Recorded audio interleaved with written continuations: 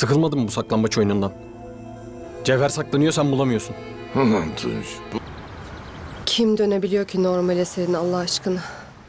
Normal dediğin ne? Arka Sokaklar yeni bölümde neler olacak? Öncelikle Arka Sokaklar dizisini sevenler aşağıdan videoyu beğenmeyi unutmasın.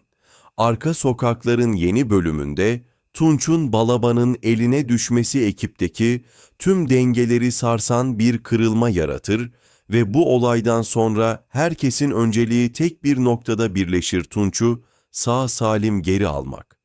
Mesut'un içinde büyüyen öfke bu kez her zamankinden daha tehlikelidir. Çünkü söz konusu olan sadece bir operasyon değil, aynı zamanda ailesinden biri gibidir. Mesut soğukkanlı görünmeye çalışsa da attığı her adımda sabrının giderek tükendiği hissedilir ve bu durum onu daha sert kararlar almaya iter. Ekip Balaban'ın izini sürerken bu arayış klasik bir operasyon olmaktan çıkar ve psikolojik bir savaşa dönüşür. Balaban'ın Tunç'u yalnızca bir koz olarak değil, aynı zamanda ekibi parçalamak için kullandığı anlaşılır ve Tunç'un yaşadıkları onu fiziksel olduğu kadar ruhsal olarak da zorlar. Tunç'un iç dünyasında yaşadığı korku ve yalnızlık onu ya daha da güçlendirecek ya da derin bir kırılma yaratacaktır. Selin bu süreçte Mesut'u dengede tutmaya çalışan en önemli isim haline gelir. Bir yandan Leyla meselesiyle uğraşırken diğer yandan Mesut'un kendini kaybetmemesi için çabalar. Leyla'nın başına gelenler, ekibin aslında ne kadar geniş bir tehditle karşı karşıya olduğunu gösterir.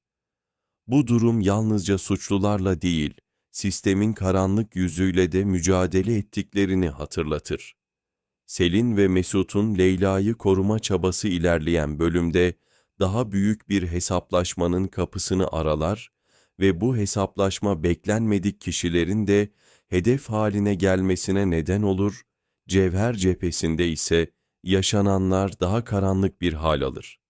Zilhan'ın katilinin peşine düşmesi onun içindeki intikam ateşini körükler ve bu ateş Cevher'i körleştirir.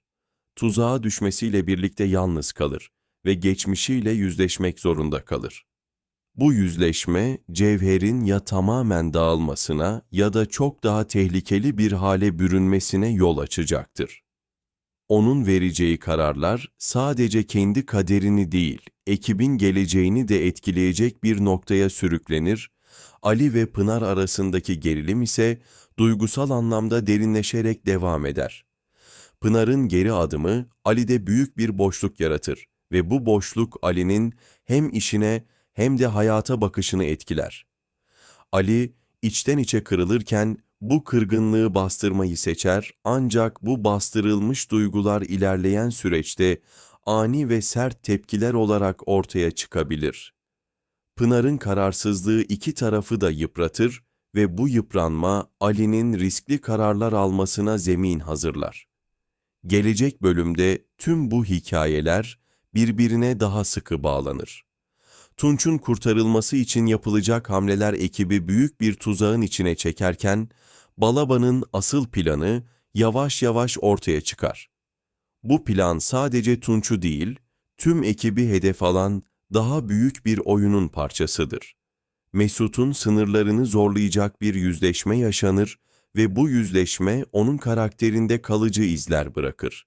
Selin'in sezgileri sayesinde bazı gerçekler gün yüzüne çıkarken Cevher'in karanlık yolculuğu onu geri dönüşü zor bir noktaya taşır. Ali ise duygusal karmaşanın ortasında mesleki sorumluluğuyla kalbi arasında sıkışır ve bu sıkışmışlık onu hiç beklenmedik bir hamle yapmaya iter. Bu bölümde hem aksiyon hem de duygusal gerilim giderek yükselir. Karakterlerin her biri kendi sınavını verirken ekip olmanın anlamı yeniden sorgulanır. Yaşananlar sadece bir suç hikayesi değil, aynı zamanda sadakat, fedakarlık ve bedel ödeme üzerine kurulu derin bir anlatıya dönüşür. Seslendirme için ilerledikçe artan bu gerilim izleyiciyi ekrana kilitleyen bir atmosfer yaratır ve her sahne bir sonrakinin daha ağır olacağının sinyalini verir. Tunç'un kaybolmasıyla başlayan sarsıntı bu kez daha sessiz ama çok daha derin bir etki yaratır. Ekip ilk anda refleksle harekete geçse de ilerleyen süreçte bunun sadece bir kurtarma meselesi olmadığı netleşir. Tunç'un Balaba'nın elinde olması, Balaba'nın gücünü göstermekten çok ekibin zayıf noktalarını test etme hamlesine dönüşür. Balaban bekler izler ve herkesin hangi yönden kırıldığını anlamaya çalışır. Tunç ise kapalı kaldığı yerde zamanla korkudan çok öfkeye tutunur ve bu öfke onu ayakta tutan tek duygu haline gelir. Sessiz kaldığı her an içinden geçenler, gelecekte vereceği tepkilerin de temelini oluşturur. Mesut bu bölümde alışılmış sertliğinden farklı bir çizgide ilerler. Açık öfke yerine bastırılmış bir gerginlik taşır ve bu gerginlik onun her hamlesini daha tehlikeli hale getirir. Mesut bu kez emir vermekten çok dinleyen taraf olur. Çünkü çevresindeki herkesin farklı bir çözüm önerisi vardır. Bu durum onun liderliğini sorgulamasına değil, aksine yalnızlığını fark etmesine yol açar. Ekip içinde görünmeyen çatlaklar oluşur ve herkesin Tunç meselesine yaklaşımı farklı bir karakter yönünü ortaya çıkarır. Selin, olaylara daha geniş bir çerçeveden bakar ve yaşananların tesadüf olmadığını sezer. Leyla üzerinden başlayan tehdit zincirinin Tunç'a kadar uzanması, Selin'in zihninde tek bir noktada birleşir. Bu fark ediş, Selin'i daha cesur ve daha kararlı bir noktaya taşır. Bu kez koruyucu değil, önleyici olmaya karar verir ve bu karar onu doğrudan tehlikenin merkezine çeker. Selin'in attığı adımlar ilerleyen bölümlerde dengeleri değiştirecek yeni bilgilerin ortaya çıkmasına neden olur. Cevher tarafında ise olaylar tamamen içsel bir çatışmaya dönüşür. Tuzağa düşmesi onun için bir son değil, bir başlangıç olur. Zilhan'ın ölümüyle yüzleştiği her an Cevher'i biraz daha yalnızlaştırır. Kendi adalet anlayışı ile gerçek dünya arasındaki uçurum büyür ve bu uçurum Cevher'i tahmin edilmesi zor bir hale getirir. Artık ne dost ne düşman net çizgilerle ayrılabilir ve Cevher'in atacağı her adım kontrol edilemez, sonuçlar doğurur.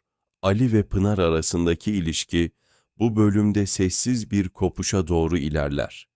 Yüksek sesli tartışmalar yerine söylenmeyen cümleler ön plana çıkar. Ali'nin içine attıkları iş hayatında daha agresif bir tavır olarak kendini gösterir. Risk almaktan çekinmez hale gelir ve bu durum onu hem başarılı hem de savunmasız kılar. Pınar ise kendi kararının ağırlığıyla baş başa kalır ve Ali'den uzaklaştıkça içindeki boşluğun büyüdüğünü fark eder.